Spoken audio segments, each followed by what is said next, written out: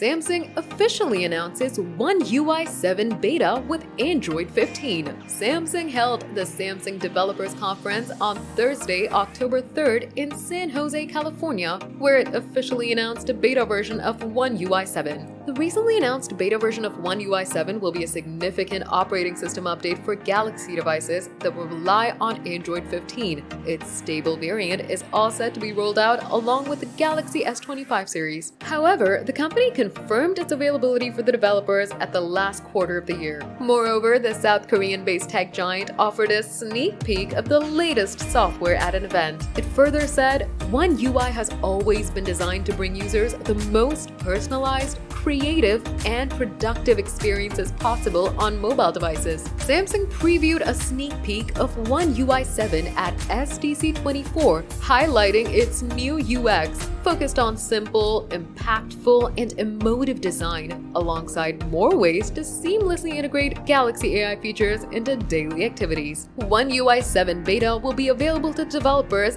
before the end of this year.